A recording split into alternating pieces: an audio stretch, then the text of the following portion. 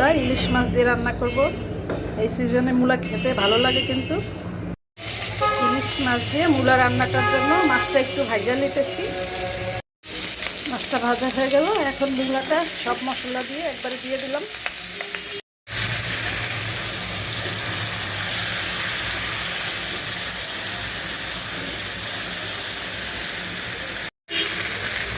গরম পানি দিয়ে দিলাম।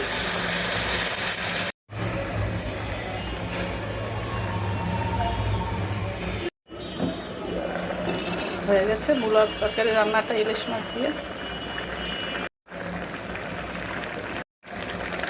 ধনে পাতাটা দিয়ে নামিয়ে দেব।